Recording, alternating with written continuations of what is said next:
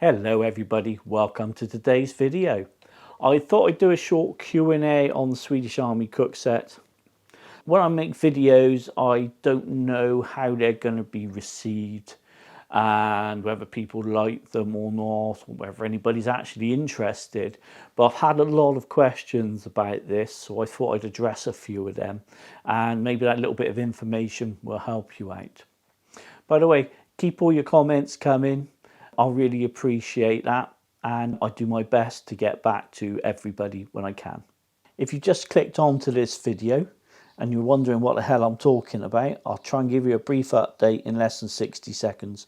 I bought a Swedish Army stainless steel Trangia from an army surplus store, stripped it all down, painted it up, and now I'm answering a few questions that people have had on it. If you want to see more about this, check out my other videos. Anyway, back to the Q&A. I've been asked a few times, how did I strip this and what did I use? Well, I went down my local DIY store and I bought some of this stuff. Now, this is not a product endorsement in any way. I'll get you a focus on there. There you go. That's what I used. There's no odour to this at all, and it was very user-friendly, I must say. Very pleased with that. The only reason I bought it is it was the first thing I came to on the shelf, and I think it was the cheapest. So there you go. Word of warning, whenever you're dealing with any kind of paint strippers or anything like that, use it outside if you can, or in a well ventilated area, and always wear gloves.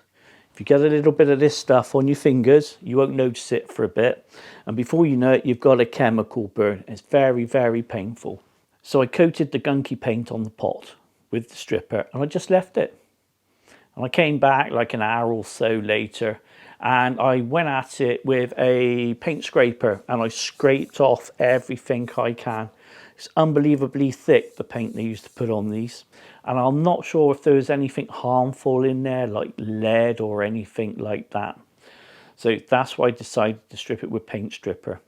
I did have a thought about grinding it away, but that'd be a proper messy business. And I don't know what chemicals I'd be like pushing out in the air and breathing in. So I wasn't very happy about all that. So like I said, I went for the paint stripper. I think I went over it twice like that, scraped off as much as I could, and then there was all the little bits still remaining around these hard to reach areas. And so I coated them. And after that, I went in and wiped it all off with kitchen roll, and that got 98% of the paint off. I struggled with getting the paint off the handle. It just wasn't having any of it, but it's not the end of the world. I'm not overly bothered. If it's been on there for like 60 plus years or whatever it is, then it's welcome to stay on there as far as I'm concerned.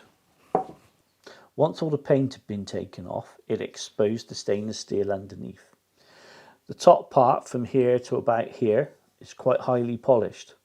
And the rest of it, they didn't really bother with that at all. It's quite rough, it's quite pitted, as you can see from this, because I put on paint that's a lot thinner. After I got all the paint off of this, I gave it a really good wash in hot water and washing up liquid.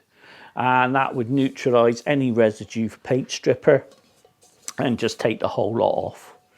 When it was fully dry, then I went and painted it. To paint it up, I went and got this stuff. This was in the car section of my local store. And this says that it goes up to temperatures of 600 Celsius or 1200 Fahrenheit. It also says on the back that this high temperature paint can also be used on stoves, boilers and barbecues, fireplaces and high temperature surfaces. So I knew that was going to be absolutely fine.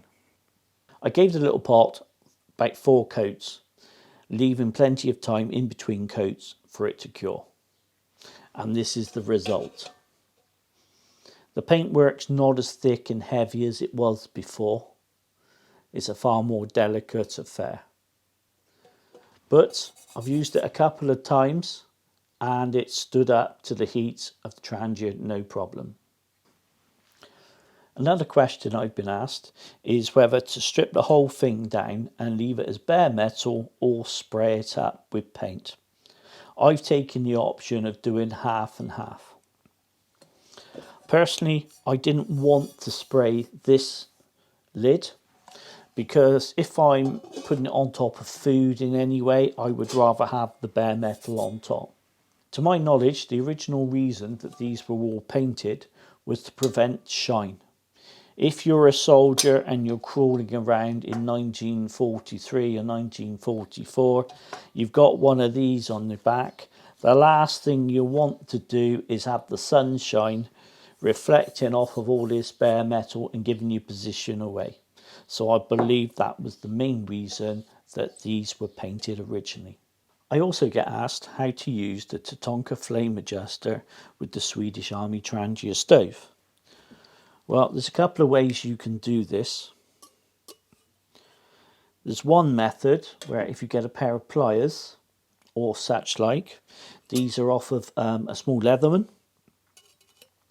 What you can do is if you make sure that the trangia is a little bit further back in the wind guard, you can simply go through the front and slip on the flame adjuster. And that will then give you a nice simmer. If you want to take it off, it's a simple process of going through the front and lifting it off again. Another thing I'm a big fan of is the Victorinox Swiss Champ. Now these have got a small pair of pliers and they will do the same job exceedingly well. A lot of the time I like to use tongs. However, they do not work very well using this method unless you can judge it just right and then drop him on the top. You then can't get inside very well to get it off. So what I would suggest in that situation is you get a pair of gloves and you lift the flame guard off. To take the flame guard off with the simmering open, it's a case of lifting, moving across and lifting up gently.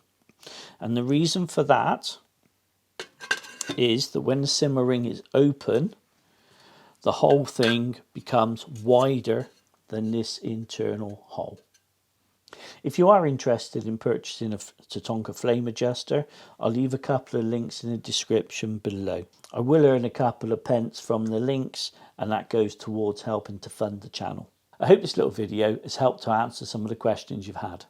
If you've got any more, please let me know.